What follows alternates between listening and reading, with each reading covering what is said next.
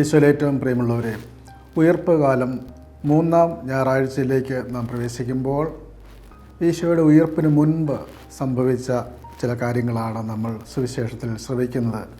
വിശുദ്ധ യോഹന്നാൻ്റെ സുവിശേഷം 14-ാം അധ്യായം 1 മുതൽ 14 വരെയുള്ള വാക്യങ്ങൾ ഈശോയുടെ ഫെയർവെൽ ഡിസ്കോഴ്സ്, വിടവാങ്ങൽ പ്രഭാഷണത്തിൻ്റെ ആദ്യ ഭാഗമാണ്. യോഹന്നാൻ്റെ സുവിശേഷത്തിൽ 3 അധ്യായങ്ങളായി പരന്നു കിടക്കുന്ന ഈശോയുടെ അന്തിമ പ്രഭാഷണ ഭാഗമാണിത്. സമവീക്ഷണ സുവിശേഷങ്ങളിൽ ഈശോയുടെ യുഗാന്ത്യോന്മുഖ പ്രഭാഷണത്തോട് ചേർന്ന് നിൽക്കുന്ന ഒന്നാണ് ഈ വിടവാങ്ങൽ പ്രഭാഷണം. ഗ്രീക്ക് യഹൂദ ക്ലാസിക്കുകളിൽ വിടവാങ്ങൽ പ്രഭാഷണങ്ങൾ എന്ന് പറയുന്നത് തന്നെ പ്രത്യേക ഒരു വൈജ്ഞാനിക ശാഖയാണ്. സോക്രട്ടീസിൻ്റെ പ്രസിദ്ധമായ വിടവാങ്ങൽ പ്രഭാഷണം, ഏഥൻസുകാരോട് നടത്തുന്ന വിടവാങ്ങൽ പ്രഭാഷണം, അദ്ദേഹത്തിൻ്റെ മരണത്തിന് മുമ്പ് നടത്തുന്ന പ്രഭാഷണം പ്ലേറ്റോ വിവരിക്കുന്നുണ്ട്. അതുപോലെ തന്നെ യഹൂദന്മാരുടെ ചിന്തയിൽ അവരുടെ പ്രഭാഷണങ്ങൾ ടെസ്റ്റമെൻറ്റ്, അന്തിമ ഉടമ്പടി എന്ന നിലയിൽ യഹൂദ നേതാക്കന്മാർ അന്തിമ പ്രഭാഷണങ്ങൾ നടത്താറുണ്ട്. അങ്ങനെ വിടവാങ്ങൽ പ്രഭാഷണം എന്ന് പറയുന്നത് ഒരു ഒരു പ്രധാന ഗുരുവിൻ്റെ, ഒരു അധ്യാപകൻ്റെ ഒക്കെ അന്തിമമായ ഒരു അദ്ദേഹത്തിൻ്റെ പ്രബോധനങ്ങളുടെ ഒരു രത്നച്ചുരുക്കം അന്തിമമായി കൊടുക്കുന്നതാണ്. എന്നാൽ ഇവിടെ ഈശോയുടെ വിടവാങ്ങൽ പ്രഭാഷണം അതിനപ്പുറത്തുള്ള ഒന്നാണ്. കാരണം ഈശോ ദൈവപുത്രനാണ്, ദൈവമാണ്. പിതാവായ ദൈവം ഭൂമിയിലേക്ക് അയച്ച ദൈവത്തിൻ്റെ രക്ഷകൻ ആയ പുത്രനാണ്, മനുഷ്യൻ്റെ രക്ഷകനായ പുത്രനാണ്. അതുകൊണ്ട് ഈ വിടവാങ്ങൽ പ്രഭാഷണം ഈശോയുടെ വിടവാങ്ങലോടുകൂടി അവസാനിക്കുന്നില്ല, മറിച്ച് ഈശോയുടെ ഉയർപ്പോടുകൂടി കൂടുതൽ ശക്തി ആർജിച്ച് പുറത്തേക്ക് വരികയാണ്. ഈ സുവിശേഷ ഭാഗം തന്നെ രചിച്ചിരിക്കുന്നത് ഈശോയുടെ ഉയർപ്പിൻ്റെ വെളിച്ചത്തിലാണ്. സുവിശേഷങ്ങൾ മുഴുവൻ എഴുതപ്പെട്ടത്, പുതിയ നിയമം മുഴുവൻ എഴുതപ്പെട്ടത് ഈശോയുടെ ഉയർപ്പിന് ശേഷമാണല്ലോ. അങ്ങനെ ഉദ്ധാനം ചെയ്ത ഉയർത്തെഴുന്നേറ്റ കർത്താവിൻ്റെ വലിയ പ്രകാശത്തിൽ ഈശോയെക്കുറിച്ച് ഉള്ള ആദിമസഭയുടെ ധ്യാനമാണ് വാസ്തവത്തിൽ ഈശോയുടെ ഈ പ്രഭാഷണങ്ങളിൽ യോഹന്നാൻ വിവരിക്കുന്നത്. ഇവിടെ ഈ പ്രഭാഷണ ഭാഗത്ത് ഈശോ വളരെ വ്യക്തമായിട്ട് ശിഷ്യന്മാരോട് പറയുന്ന, വ്യക്തിപരമായി അവരോട് സംവദിക്കുന്ന, ഹൃദയത്തോട് സംസാരിക്കുന്നത് പോലെയുള്ള ഒരു വിവരണമാണിത്.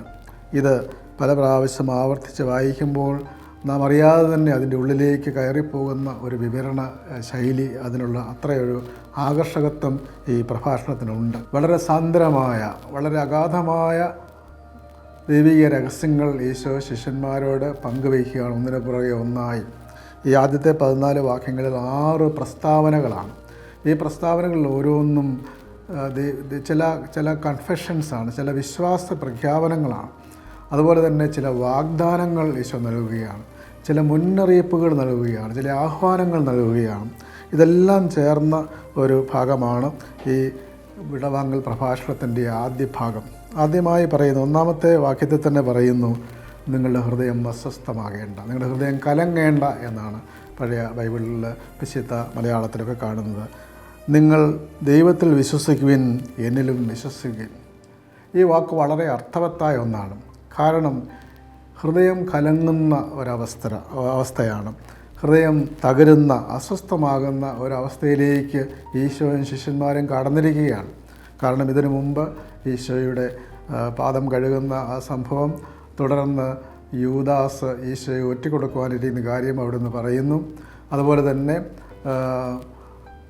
ശിഷ്യപ്രമുഖൻ ഈശോയെ തള്ളിപ്പറയുന്ന കാര്യങ്ങൾ ഈശോ അവതരിപ്പിക്കുന്നു. അങ്ങനെ ഈശോ തന്നെ വളരെ അസ്വസ്ഥമായ ആത്മാവിലാണ് നിൽക്കുന്നത്. ശിഷ്യന്മാർക്കും വരാനിരിക്കുന്ന എന്തോ വലിയ ഒരു ഭീകരമായ അവസ്ഥയെ മുന്നിൽ കാണുന്ന ഒരു ഭയം അവരെ ഗ്രസിച്ചിരുന്നു. അങ്ങനെയുള്ള അവസരത്തിൽ ഈശോ പറയുന്ന വാക്ക്, അത് ഈശോയ്ക്കും ശിഷ്യന്മാർക്കും മാത്രമല്ല, ഈശോയുടെ ഭാവിയിൽ മുന്നോട്ടുള്ള സഭയുടെ ചരിത്രത്തിൽ മാത്രമല്ല, ലോകത്തിൽ എല്ലാവർക്കും, എല്ലാ മനുഷ്യനും ബാധകമായ ഒരു ഉപദേശമാണ് ഈശോ നൽകുന്നത്. നിങ്ങളുടെ ഹൃദയം അസ്വസ്ഥമാകേണ്ട.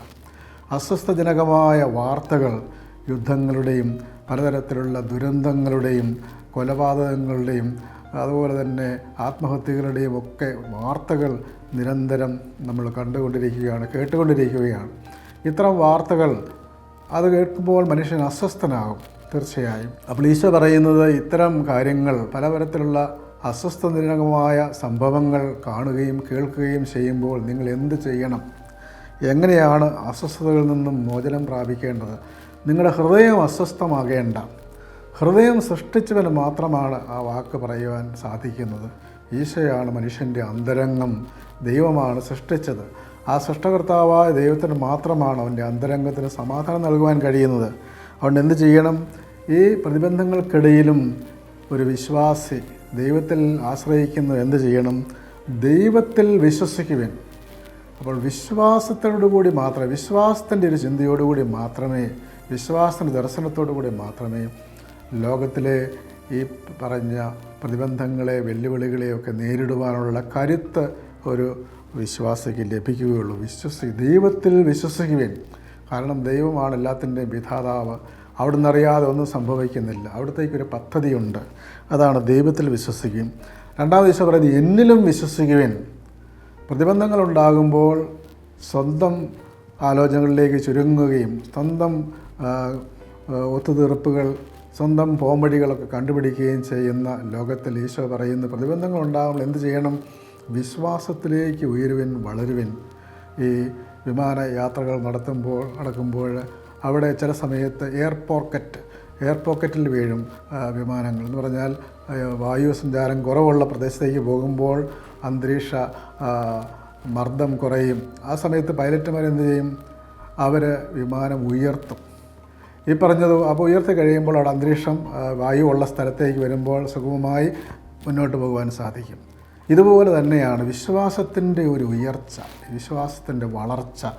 ആ ദൈവത്തിൽ വിശ്വസിച്ച്, ഈശോയിൽ വിശ്വസിച്ച് മുന്നോട്ട് പോകുമ്പോൾ മാത്രമാണ് ഒരു വിശ്വാസിക്ക് അസ്വസ്ഥജനകമായ ലോകത്തിൽ പ്രവർത്തിക്കുവാൻ കഴിയുന്നത്. ശിഷ്യന്മാർക്ക് കർത്താവ് നൽകുന്ന വലിയ ആശ്വാസത്തിൻ്റെ ഒരു വചനമാണ്. നിങ്ങൾ ഹൃദയം അസ്വസ്ഥമാകേണ്ട. ഒരു ക്രിസ്തു ശിഷ്യൻ അസ്വസ്ഥമായ ഹൃദയത്തോടെ ജീവിക്കേണ്ട. ഒരുപാട് അസ്വസ്ഥജനകമായ സാഹചര്യങ്ങളുണ്ടാകും. പക്ഷേ നിങ്ങൾ ദൈവത്തിൽ വിശ്വാസമർപ്പിക്കുവിൻ, ഈശോയിൽ വിശ്വാസമർപ്പിക്കുവിൻ. അപ്പോൾ നിങ്ങളുടെ അസ്വസ്ഥതകൾക്കെല്ലാം അവിടുന്ന് ഉത്തരം നൽകും. എന്നിട്ട് കർത്താവ് പറയുകയാണ് ശിഷ്യന്മാരോട്, എൻ്റെ പിതാവിൻ്റെ ഭവനത്തിൽ അനേകം വാസസ്ഥലങ്ങളുണ്ട്. നിങ്ങൾക്ക് സ്ഥലമൊരുക്കുവാനായിട്ട് ഞാൻ പോകുന്നു. ഇല്ലായിരുന്നെങ്കിൽ ഞാൻ പറയുമായിരുന്നു. നിങ്ങൾക്ക് സ്ഥലം ഒരുക്കി കഴിയുമ്പോൾ ഞാൻ വന്ന് നിങ്ങളെ തിരിച്ച് കൂട്ടിക്കൊണ്ടുപോകും. വലിയൊരു വാഗ്ദാനം നൽകുകയാണ്. യഹൂദന്മാരുടെ വിവാഹത്തിൻ്റെ കർമ്മങ്ങളുടെ പാരമ്പര്യങ്ങളുടെ ഒരു രൂപകം എടുത്തുകൊണ്ട് ഈശോ വിവരിക്കുകയാണ്. അതായത് വിവാഹ നിശ്ചയം കഴിഞ്ഞതിന് ശേഷം ഈ വരൻ സാധാരണ ചെയ്യാറുള്ള 1 വർഷത്തിന് ശേഷമാണ് വിവാഹം. ആ കാലയളവിൽ ആ വരൻ വധുവിന് വേണ്ടി പിതാവിൻ്റെ ഭവനത്തിൽ തൻ്റെ പിതാവുമായി ആലോചിച്ച് മനോഹരമായ ഒരു വാസസ്ഥലം, മണവറ ഒരുക്കും. അതെല്ലാം ഒരുക്കി വധുവിനെ സ്വീകരിക്കുവാൻ ആ ഭവനം തയ്യാറായി കഴിയുമ്പോഴാണ് ഈ വരൻ ചെന്ന് വധുവിൻ്റെ മാതാപിതാക്കന്മാരോട് പറഞ്ഞ് ദിവസങ്ങൾ തീരുമാനിച്ച് വിവാഹത്തിൻ്റെ ആഘോഷങ്ങൾ നടത്തുന്നത്. അപ്പോൾ ഈ സ്ഥലം ഒരുക്കുക എന്നുള്ളത് ഒരു ബ്രൈഡ് ഗ്രൂം, വരൻ്റെ ഒരു ഉത്തരവാദിത്വമാണ്, വരൻ്റെ അവകാശമാണ്. അപ്പോൾ ഈശോ ആരാണ്? ശിഷ്യന്മാരെ സംബന്ധിച്ചിടത്തോളം, സഭയെ സംബന്ധിച്ചിടത്തോളം, ഓരോ വിശ്വാസിയെ സംബന്ധിച്ചിടത്തോളം ഈശോ നമ്മളുടെ ആത്മീയ ബ്രൈഡ് ഗ്രൂം, സ്പിരിച്വൽ ബ്രൈഡ് ഗ്രൂമാണ്. പൗരസ്ത്യ സുറിയാനി സഭയിൽ എപ്പോഴും ഈശോയെ സ്വർഗീയ മണവാള എന്ന് വിളിക്കാറുണ്ട്. ഈ സ്ഥലം ഒരുക്കുവാൻ അവിടുന്ന് പോകുന്നു, അവൻ വീണ്ടും വരും. അപ്പോൾ ഈശോയിലുള്ള വിശ്വാസത്തിൻ്റെ ഒരു പൂർണ്ണത അതാണ്. ഈശോ ശിഷ്യന്മാരെ തനിച്ചാക്കിയിട്ട് പോകുന്നില്ല. പിതാവിൻ്റെ ഭവനത്തിൽ അനേകം വാസസ്ഥലങ്ങളുണ്ട് എന്ന് പറഞ്ഞാൽ പിതാവിൻ്റെ ഹൃദയത്തിൽ എല്ലാവർക്കും ഇടമുണ്ട്. ആരെയും പുറത്താക്കുന്നില്ല. എല്ലാവരെയും സ്വീകരിക്കുന്ന, സ്നേഹിക്കുന്ന, കരുണാർദ്ദ ഹൃദയമുള്ള ഒരു പിതാവ്. ആ പിതാവിൻ്റെ സന്നിധിയിലേക്ക് എല്ലാവരെയും അവിടുന്ന് കൊണ്ടുപോകുന്നു. അതുകൊണ്ട് നാം അസ്വസ്ഥരാകേണ്ട, നിരാശരാകേണ്ട. ഞാൻ വന്ന് നിങ്ങളെ വീണ്ടും കൂട്ടിക്കൊണ്ട് പോകും. അങ്ങനെ കർത്താവിൻ്റെ ആ വലിയ രക്ഷ വിളംബരം, എല്ലാവരെയും വിമോചിപ്പിക്കുകയും രക്ഷിക്കുകയും ചെയ്യുന്ന കർത്താവ്. ഇന്നത്തെ ഒന്നാമത്തെ വായനയിൽ യെശയ്യാ പ്രവാചകൻ്റെ പുസ്തകം 56-ാം അധ്യായം 1 മുതൽ ഈശോയ്ക്ക് ഏതാണ്ട് 700 വർഷങ്ങൾക്ക് മുമ്പ് ജീവിച്ചിരുന്ന വ്യക്തിയാണല്ലോ യെശയ്യാ. ആ യെശയ്യാ വാസ്തവത്തിൽ സുവിശേഷങ്ങൾ ഏറ്റവും അധികം ഉദ്ധരിച്ചിരിക്കുന്ന ഒരു പ്രവാചകനാണ് യെശയ്യാ. അതുകൊണ്ടാണ് വിശുദ്ധ ജെറോം പറയുന്നത്, ഈ യെശയ്യാ പ്രവാചകൻ ഒരു പ്രവാചകനല്ല, ഒരു എവാഞ്ചലിസ്റ്റാണ്. അതായത് ഒരു സുവിശേഷകൻ തന്നെയാണെന്നാണ്. അത് കാരണം 10-60 പ്രാവശ്യം ഈ പ്രവാചകനെ സുവിശേഷങ്ങൾ ഉദ്ധരിക്കുന്നുണ്ട്. അങ്ങനെയുള്ള ഒരു രക്ഷയുടെ വിളംബരമാണ് ഇന്ന് 56-ാം അധ്യായത്തിൽ 1 മുതൽ 8 വരെ നമ്മൾ 1-ാം വായനയിൽ ശ്രവിക്കുന്നത്. എല്ലാവർക്കും രക്ഷ നൽകുന്നു. എൻ്റെ നീതി പാലിക്കുന്നവൻ, അത് മുറുകെ പിടിക്കുന്നവനെ ഞാൻ സാബത്ത് അശുദ്ധമാക്കാതെ ആചരിക്കുന്നവനെ ഞാൻ അനുഗ്രഹിക്കും. എൻ്റെ ജനത്തിൽ നിന്നും എന്നെ അകറ്റി നിർത്തും. അവിടത്തോട് ചേർന്ന് നിൽക്കുന്ന പരദേശിയോ ഞാൻ വെറും ഒരു ഉണക്കവൃക്ഷമാണെന്ന് ഷണ്ണനോ പറയാതിരിക്കട്ടെ. ഇപ്പോൾ പരദേശികൾ, ഷണ്ണൻ, അവരെല്ലാം ഒരു ഉണക്കവൃക്ഷം പോലെ അവരെ വഴിയിൽ ഉപേക്ഷിക്കേണ്ടവരാണെന്നുള്ള ചിന്ത സമൂഹത്തിലുണ്ടായിരുന്നു. അപ്പോൾ അവരെയും സ്വീകരിക്കുക. എൻ്റെ സാബത്ത് ആചരിക്കുകയും എൻ്റെ അനുഹിതം അനുസരിക്കുകയും ഉടമ്പടി വിശ്വസത പാലിക്കുകയും ചെയ്യുന്ന ഷണ്ണന്മാർക്ക് എൻ്റെ ആലയത്തിൽ മതിലുകൾക്കുള്ളിൽ പുത്രന്മാരെക്കാൾ ശ്രേഷ്ഠമായ സ്മാരകവും നാമവും ഞാൻ നൽകും. തുടർന്ന് പറയുകയാണ്, എന്നെ സേവിക്കാനും എന്നെ നാമത്തെ സ്നേഹിക്കാനും എൻ്റെ ദാസരായിരിക്കുവാനും എന്നോട് ചേർന്ന് നിൽക്കുവാൻ ആഗ്രഹിക്കുകയും സാബത്ത് അശുദ്ധമാകാതെ ആചരിക്കുകയും ചെയ്യുന്ന പരദേശികളെയും ഞാൻ വിശുദ്ധ നഗരിയിലേക്ക് കൊണ്ടുപോകും. അപ്പോൾ ഈശോയുടെ രക്ഷ ഇവിടെ മുൻകൂട്ടി പ്രവചിക്കുകയാണ്. എല്ലാവരെയും, പരദേശികളെ, ഷണ്ടന്മാർ, അങ്ങനെ സമൂഹത്തിൽ നിന്ന് മാറ്റി നിർത്തപ്പെട്ടവരെ, അവരെല്ലാവരും ദൈവത്തിൻ്റെ കൽപ്പന അനുസരിച്ച് ജീവിക്കുന്നവരാണെങ്കിൽ അവരെ ഞാൻ സ്വീകരിക്കും. എൻ്റെ വിശുദ്ധഗിരിയിലേക്ക് കൊണ്ടുപോകും. എൻ്റെ പ്രാർത്ഥനാലയത്തിൽ അവർക്ക് സന്തോഷം നൽകും. അസ്വസ്ഥതകളെല്ലാം മാറ്റി സന്തോഷം നൽകും. എൻ്റെ ബലിപീഠത്തിൽ അവരുടെ ബലികൾ സ്വീകാര്യമാകും. എൻ്റെ ആലയം എല്ലാ ജനതകൾക്കുമുള്ള പ്രാർത്ഥനാലയം എന്നറിയപ്പെടും. യെശയ്യാ 56, 8-ാം വാക്യം. എല്ലാവർക്കും വേണ്ടിയുള്ള പ്രാർത്ഥനാലയം, എല്ലാവരെയും സ്വീകരിക്കുന്ന, എല്ലാവർക്കും രക്ഷ നൽകുന്ന, എല്ലാവരെയും രക്ഷിക്കുവാൻ ഇരിക്കുന്നവൻ. ഇപ്പോൾ യെശയ്യായുടെ ആ പ്രവചനം വാസ്തവത്തിൽ ഈശോയിൽ പൂർത്തിയാക്കുകയാണ്. തന്നെ വിശ്വസിക്കാനിരിക്കുന്ന എല്ലാവരെയും വന്ന് അവൻ കൂട്ടിക്കൊണ്ടുപോകും. കർത്താവ് എല്ലാത്തിൻ്റെയും പൂർണ്ണതയിലേക്ക് നയിക്കും. ഞാൻ പോകുന്ന വഴി നിങ്ങൾക്കറിയാം. അപ്പോഴാണ് തോമാ ശ്ലീഹ ചോദിക്കുന്നത്, കർത്താവേ, നീ എവിടേക്കാണ് പോകുന്നത് എന്ന് ഞങ്ങൾക്ക് അറിഞ്ഞുകൂടാ, പിന്നെ എങ്ങനെ വഴി അറിയും? അപ്പോൾ തോമാ ശ്ലീഹയുടെ ഈ ചോദ്യമാണ് ഈശോയുടെ മനോഹരമായ ആ പ്രസ്താവനയ്ക്ക് കാരണം. ഈശോ പറഞ്ഞു, ഞാനാണ് വഴിയും സത്യവും ജീവനും. എന്നിലൂടെ അല്ലാതെ ആരും പിതാവിനെങ്കിലേക്ക് വരുന്നില്ല. അപ്പോൾ യഥാർത്ഥ വഴി ആദിമസഭ നടപടി പുസ്തകം 9-ാം അധ്യായം 2-ാം വാക്യത്തിൽ അവിടെ നമ്മൾ കാണുന്നുണ്ട്, ക്രിസ്ത്യാനികൾ എന്ന വാക്ക് ഉപയോഗിക്കുന്നത് അന്ത്യോക്യയിൽ വെച്ച് AD 100-ന് ശേഷം അടുത്ത കാലത്താണ്. ആദ്യകാലങ്ങളിൽ വിളിച്ചിരുന്നത്, ഈശോയുടെ ശിഷ്യന്മാരെ വിളിച്ചിരുന്നത് മാർഗത്തിൽ ചരിക്കുന്നവർ, മാർഗത്തിൻ്റെ പിന്നാലെ പോകുന്നവർ, അങ്ങനെയാണ്. അതാണ് മാർഗം കൂടുക എന്ന വാക്കൊക്കെ നമ്മുടെ നാട്ടിൽ ഉപയോഗിച്ചിരുന്നല്ലോ. അപ്പം മാർഗം, അതായത് ഒരു ക്രിസ്തു മതമെന്നല്ല, ക്രിസ്തു മാർഗം, വിശ്വാസത്തിൻ്റെ ഒരു ജീവിത ശൈലി. അതാണ് ഞാൻ വഴിയാണ് എന്ന് പ്രഖ്യാപിക്കുന്നത്. ഞാനാണ് യഥാർത്ഥ വഴി, ഞാനാണ് യഥാർത്ഥ സത്യം. അപ്പോൾ ഈശോ വഴി എന്ന് പറയുന്നത് ഈശോയുടെ ജീവിത ശൈലി, ഈശോയുടെ വചനങ്ങൾ, ആ മാർഗം. പഴയ നിയമ ജനതയ്ക്ക് അവരുടെ ഹലാക്ക എന്ന് പറയും, അവരുടെ ആ മാർഗമനുസരിച്ച് വഴിയിലൂടെ സഞ്ചരിക്കുക, ആ തോറ നിയമം അനുസരിച്ച് സഞ്ചരിക്കുന്നതിനാണ് പറയുന്നത് ഈ ഹലാക്ക എന്ന് പറയുന്ന മാർഗം. അങ്ങനെ ഞാനാണ് മാർഗം, ഞാനാണ് സത്യം, സത്യം നിങ്ങളെ സ്വതന്ത്രരാക്കും. യോഹന്നാൻ 8:32. സത്യം ഈശോ പറഞ്ഞതാണ് യഥാർത്ഥ സത്യം. സത്യവിശ്വാസം എന്ന വാക്ക് അങ്ങനെ ഉണ്ടാകുന്നു, ഓർത്തഡോക്സി. അങ്ങനെ സത്യം അവിടുന്നാണ്, ജീവനും അവിടുന്നാണ്. മനുഷ്യപുത്രനും എല്ലാവർക്കും ജീവൻ നൽകുന്നതിന് വേണ്ടി ഉയർത്തപ്പെടേണ്ടിയിരിക്കുന്നു. യോഹന്നാൻ 3:15 മരുഭൂമിയിൽ സർപ്പത്തെ ഉയർത്തിയതുപോലെ. അപ്പം ജീവൻ നൽകുന്നത്, ദൈവിക ജീവൻ അവിടുന്ന് നൽകുന്നു. ആ ജീവൻ സ്വർഗീയ ജീവനാണ്, കൃപയാണ്. അതുകൊണ്ട് കർത്താവ് പ്രസ്താവിക്കുന്ന ഈ വാക്ക്, ഞാൻ ആകുന്നു, ഏഗോ ഏമി, ഞാൻ ആകുന്നു എന്ന് പറഞ്ഞാൽ ദൈവം പറയുന്നത് പോലെ വാക്കാണ്. ഈശോ ദൈവം തന്നെയാണ്, ദൈവപുത്രനാണ്. എന്നിട്ട് കർത്താവ് വിവരിക്കുകയാണ്. അതുകൊണ്ട് എന്നിലൂടെയാണ് യഥാർത്ഥ മാർഗം, യഥാർത്ഥ സത്യം, യഥാർത്ഥ ജീവൻ ഈശോയിൽ മാത്രമാണ്. ആ ഈശോയിലൂടെ അല്ലാതെ മറ്റു വഴിക്ക് പോകുവാൻ സാധിക്കുകയില്ല. അതുകൊണ്ട് യഥാർത്ഥ സത്യവിശ്വാസത്തെക്കുറിച്ച് കർത്താവ് വ്യക്തമാക്കുക. തുടർന്ന് പറയുകയാണ്, നിങ്ങൾ പിതാവിനെ അറിഞ്ഞിരുന്നുവെങ്കിൽ നിങ്ങൾ എന്നെയും അറിയുമായിരുന്നു. ഇപ്പോൾ മുതൽ നിങ്ങൾ അവനെ അറിയുന്നു, നിങ്ങൾ അവനെ കാണുകയും ചെയ്തിരിക്കുന്നു. അപ്പോഴാണ് പീലിപ്പോസ് ചോദിക്കുന്നത്, നിഷ്കളങ്കനായ പീലിപ്പോസ്, അദ്ദേഹത്തിൻ്റെ തിരുനാളാണ് ഇന്ന്. ഈ സംസാരിക്കുന്ന ദിവസം അദ്ദേഹത്തിൻ്റെ തിരുനാൾ ആചരിക്കുകയാണ്.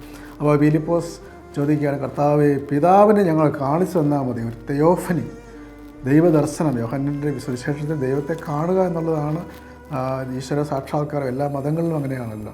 ഈശ്വര സാക്ഷാത്കാരം, ദൈവത്തെ പ്രാപിക്കുക, ദൈവത്തെ കാണുക, പിതാവിനെ കാണിച്ചു തന്നാൽ മതി, ഞങ്ങൾക്കത് മതി. അപ്പോൾ ഈശോ പറയുകയാണ്, ഫിലിപ്പോസേ, ഇത്രയും നാളും ഞാൻ നിന്നോട് കൊണ്ടായിട്ട് നീ എന്നെ അറിയുന്നില്ലേ? എന്നെ കാണുന്നവൻ പിതാവിനെയും എന്നിലൂടെ പിതാവിനെ കാണുന്നു. അപ്പോൾ ഞാൻ പിതാവിലും പിതാവ് എന്നിലുമാണെന്ന് നീ വിശ്വസിക്കുന്നില്ലേ? അപ്പോൾ ഈശോ പറഞ്ഞ ഈ വാക്ക് എത്ര വളരെ ശക്തമായ വാക്കാണ്. എന്നെ കാണുന്നവൻ പിതാവിനെയും കാണുന്നു. യോഹന്നാൻ 14:9. ഈശോയുടെ തിരുമുഖം, ആ മുഖത്ത് നോക്കുമ്പോൾ ആ മുഖത്ത് തെളിയുന്ന തേജസ്, പിതാവിൻ്റെ തേജസ്, അവിടുത്തെ സത്തയുടെ മുദ്ര. അതാണ് ഹെബ്രായ ലേഖനം 1:3 പറയുന്നത്. പിതാവിൻ്റെ സത്തയും പിതാവിൻ്റെ തേജസ്സും സത്തയുടെ മുദ്രയുമാണ്. നമ്മൾ കുർബാനയിൽ സുവിശേഷം എടുക്കുമ്പോൾ, മധുബഹായിൽ നിന്ന് എടുക്കുമ്പോൾ ചൊല്ലുന്നത് പിതാവിൻ്റെ മഹത്വത്തിൻ്റെ തേജസ് എന്ന് പറഞ്ഞുകൊണ്ടാണ്, ലോകത്തിൻ്റെ പ്രകാശം എന്ന് പറഞ്ഞുകൊണ്ടാണ്. അപ്പോൾ ഈശോ പിതാവിൻ്റെ പ്രകാശമാണ്, പ്രകാശത്തു നിന്നുള്ള പ്രകാശം എന്നാണ് വിശ്വാസ പ്രമാണത്തിൽ. അപ്പോൾ പുത്രൻ തമ്പുരാൻ യഥാർത്ഥ രക്ഷകൻ ആണ്. ഞാൻ പിതാവിലും പിതാവ് എന്നിലുമാണ് നിങ്ങൾ വിശ്വസിക്കുന്നില്ലേ? അതുകൊണ്ട് എന്നിൽ വിശ്വസിക്കുന്നവൻ, ഞാൻ പറഞ്ഞത് വിശ്വസിക്കുന്നവൻ ഞാൻ ചെയ്യുന്ന പ്രവൃത്തികൾ ചെയ്യും. മാത്രമല്ല, ഞാൻ പിതാവിൻ്റെ അടുത്തിലേക്ക് പോകുന്നത് കൊണ്ട് ഇതിനേക്കാൾ വലിയവയും അവൻ ചെയ്യും. അപ്പോൾ വലിയൊരു വാഗ്ദാനം ശിഷ്യന്മാർക്ക് നൽകുകയാണ്. പിതാവും പുത്രനും തമ്മിലുള്ള അഗാധമായ ആ ബന്ധം പോലെ ആ പിതാവിനോടും പുത്രനോടും ചേർന്നിരിക്കുന്ന ശിഷ്യനും ഒരു ബന്ധമുണ്ടാവുകയും അവർ ശക്തമായി ഞാൻ ചെയ്തതിനധികം പ്രവർത്തിക്കും എന്ന് വ്യക്തമാക്കുകയും ചെയ്യുകയാണ്. ഇന്നത്തെ ലേഖനത്തിൽ രണ്ടാമത്തെ വായനയിൽ അപ്പസ്തോല പ്രവൃത്തിയിൽ ഗമാലിയേലിൻ്റെ ഇടപെടലിലൂടെ ശിഷ്യന്മാരെ തിരുത്തുവാൻ വന്നവരെ ഗമാലിയേലിൻ്റെ ഇടപെടലിലൂടെ രക്ഷപ്പെടുത്തുകയാണ്. അവിടെ നിന്നാണ് സംഭവിക്കുന്നത്, ശിഷ്യന്മാർ വഴി ഒരുപാട് അടയാളങ്ങളും അത്ഭുതങ്ങളും നടക്കുമ്പോൾ അവർ ശിഷ്യന്മാരെ പിടിച്ച് നിർത്തി ചോദ്യം ചെയ്യുകയാണ്. അപ്പോൾ അദ്ദേഹം പറയുന്ന മറുപടി ഇതാണ്: ഈ ആലോചനയും ഉദ്യമവും മനുഷ്യനിൽ നിന്നാണെങ്കിൽ പരാജയപ്പെടും, മറിച്ച് ദൈവത്തിൽ നിന്നാണെങ്കിൽ അവരെ നശിപ്പിക്കുവാൻ നിങ്ങൾ സാധിക്കുകയില്ല. മാത്രമല്ല, ദൈവത്തെ എതിർക്കുന്നവരായി നിങ്ങൾ എണ്ണപ്പെടുകയും ചെയ്യും.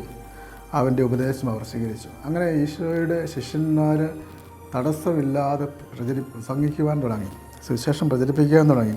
40-ാം വാക്യം, അവർ സ്ത്രീകന്മാരെ അകത്ത് വിളിച്ച് പ്രഹരിച്ച ശേഷം ഈശോയുടെ നാമത്തിൽ സംസാരിച്ച് പോകരുതെന്ന് കൽപ്പിച്ച് അവരെ വിട്ടയച്ചു. അപ്പോൾ അകത്ത് വിളിച്ച് സ്വീകരിച്ച് അവർക്ക് ഉപചാരങ്ങൾ നൽകുകയല്ല ചെയ്യുന്നവരെ പ്രഹരിക്കുകയാണ്. പക്ഷേ അത് കേട്ട് ആ സംഭവത്തിന് ശേഷം ഈശോയുടെ നാമത്തെ പ്രതി അപമാനം സഹിക്കാൻ യോഗ്യത ലഭിച്ചതിൽ സന്തോഷിച്ചുകൊണ്ട് അവർ സംഘത്തിൽ നിന്ന് പുറത്തുപോയി. എല്ലാ ദിവസവും ദേവാലയത്തിൽ വെച്ചും ഭവനം തോറും ഈശോ ആണ് മിശിഹായ എന്ന് പ്രസംഗിക്കുന്നതിൽ നിന്നും പഠിപ്പിക്കുന്നതും അവർ വിരമിച്ചില്ല. അങ്ങനെ വളരെ ശക്തമായ സുവിശേഷ പ്രവർത്തനം നടത്തുന്ന ആ ശക്തി ലഭിച്ചത് എവിടെ നിന്നാണ്? ഈശോ അയച്ച പരിശുദ്ധാത്മാവിൽ നിന്ന്, പിതാവിനോടും പുത്രനോടും ചേർന്ന് നിന്നുകൊണ്ട്. അതുകൊണ്ട് കർത്താവ് അവസാനമായ മറ്റൊരു വാഗ്ദാനം നൽകുക: എൻ്റെ നാമത്തിൽ ആവശ്യപ്പെടുന്ന എന്തും എൻ്റെ പിതാവ് പുത്രനിൽ മഹത്വപ്പെടാൻ വേണ്ടി ഞാൻ പ്രവർത്തിക്കും. നിങ്ങൾ എൻ്റെ നാമത്തിൽ എന്നോട് ചോദിച്ചാൽ അത് ഞാൻ ചെയ്തു തരും. സമാധാനം ചോദിക്കുമ്പോൾ അവിടുന്ന് സമാധാനം നൽകും. ആശ്വാസം ചോദിക്കുമ്പോൾ അത് നൽകും. കാരണം കർത്താവ് എല്ലാം നിവൃത്തിയാക്കുന്നവനാണ്, പൂർത്തിയാക്കുന്നവനാണ്. ഈശോയുടെ ദൈവത്വം, ഈശോയുടെ മഹത്വം ഒക്കെ ഈ വിടവാങ്ങൽ പ്രഭാഷണത്തിൽ വ്യക്തമാക്കുകയാണ്. ഇതിനെയെല്ലാം അനുസ്മരിക്കുന്ന ആദിമസഭയുടെ ഒരു പ്രാർത്ഥനാ ഗീതം, ആദിമസഭയുടെ ആരാധനാക്രമങ്ങൾ ഉപയോഗിച്ചിരുന്നുവെന്ന് കരുതുന്ന ഒരു പ്രാർത്ഥന ഗീതം, ഹിം, അതാണ് ഒരു ക്രിസ്തുവിജ്ഞാനീയപരമായ, തൃത്വവിജ്ഞാനീയപരമായ ഒരു പാട്ടാണ്. വാസ്തവത്തിൽ എഫേസസ് ലേഖനം 1-ാം അധ്യായം 3 മുതൽ 14 വരെ ഇന്നത്തെ ലേഖനത്തിൽ നമ്മൾ ശ്രവിക്കുന്നത്. പിതാവായ ദൈവം എല്ലാ ആത്മീയ വരങ്ങൾ കൊണ്ടും മിശിഹായിൽ നമ്മളെ അനുഗ്രഹിച്ചവനാണ്. തൻ്റെ മുമ്പാകെ സ്നേഹത്തിൽ പരിശുദ്ധരും നിഷ്കളങ്കരമായിരിക്കുവാൻ അവിടുന്ന് ലോകസ്ഥാപനത്തിന് മുമ്പേ നമ്മെ തിരഞ്ഞെടുത്തിരിക്കുന്നു. അപ്പോൾ ശിഷ്യത്വത്തിലേക്ക് ശിഷ്യന്മാരെ മാത്രം എല്ലാവരെയും വിളിച്ചിരിക്കും. പുത്രനോട് നമ്മളെല്ലാവരും ദത്തെടുക്കപ്പെടുവാൻ അവിടുന്ന് ആഗ്രഹിച്ചിരിക്കുന്നു. എന്നതിനു വേണ്ടിയാണ് അവിടുത്തെ നാമത്തിൻ്റെ പുകഴ്ചയ്ക്ക് വേണ്ടി. കർത്താവിൻ്റെ രക്ഷാ പദ്ധതിയെക്കുറിച്ച് തന്നെ ഇവിടെ വിവരിക്കുകയാണ്. ഈ പദ്ധതിയുടെ രഹസ്യം എല്ലാവർക്കും വെളിപ്പെടുത്തി തന്നിരിക്കുന്നു. എന്താണത്? കാലസമ്പൂർണതയിൽ സ്വർഗത്തിലും ഭൂമിയിലുമുള്ള എല്ലാറ്റിനെയും മിശിഹായിൽ ഒന്നിപ്പിക്കുന്നതിന് വേണ്ടിയാണ്. അങ്ങനെ കർത്താവ് മുൻകൂട്ടി തിരഞ്ഞെടുത്തവരെ തൻ്റെ കൃപയിൽ അവിടുന്ന് രക്ഷിച്ച് പരിപാലിക്കുന്നു. അങ്ങനെ കർത്താവിൻ്റെ ആ വചനം പ്രഘോഷിക്കുവാൻ വേണ്ടി വാഗ്ദാനം ചെയ്യപ്പെട്ട പരിശുദ്ധാത്മാവിനാൽ എല്ലാവരും അവനിൽ മുദ്രിതനായിരിക്കുന്നു. ആത്മാവിൻ്റെ മുദ്രയോടെ നൽകിയിരിക്കുകയാണ്. അങ്ങനെ അവകാശം വീണ്ടെടുക്കുന്നത് വരെ ഈ സ്വർഗീയ അവകാശത്തിൻ്റെ ആചാരമാണ് പരിശുദ്ധാത്മാവ്.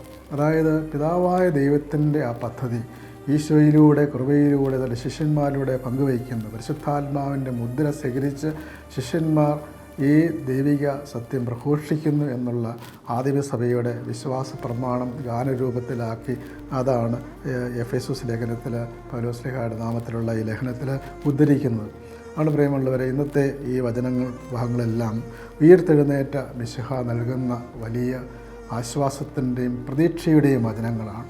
അസ്വസ്ഥജനകമായ വാർത്തകൾ, അസ്വസ്ഥജനകമായ സാഹചര്യങ്ങൾ നിറഞ്ഞു നിൽക്കുന്ന ലോകത്തിൽ ദൈവത്തിൽ പൂർണ്ണമായി ആശ്രയിച്ച് പിതാവിനോട് ചേർന്ന് പുത്രനിൽ വിശ്വസിച്ച് പരിശുദ്ധാത്മാവിൻ്റെ മുദ്ര സ്വീകരിച്ച് ആ ചൈതന്യത്തിൽ കർത്താവിൻ്റെ ആ സുവിശേഷം പ്രഘോഷിക്കുവാനും സഭയുടെ വളർച്ചയിൽ നാം ആയിരിക്കുന്ന വിധത്തിൽ പങ്കുചേരുവാനും കർത്താവ് നമ്മളെ ക്ഷണിക്കുകയാണ്. ഈ ക്ഷണം സ്വീകരിച്ച് കർത്താവിൻ്റെ സുവിശേഷത്തിൻ്റെ വെളിച്ചം എല്ലായിടത്തും എത്തിക്കുവാനുള്ള കൃപയ്ക്ക് വേണ്ടി നമുക്ക് പ്രാർത്ഥിക്കാം. ദൈവം നമ്മെ എല്ലാവരെയും അനുഗ്രഹിക്കട്ടെ.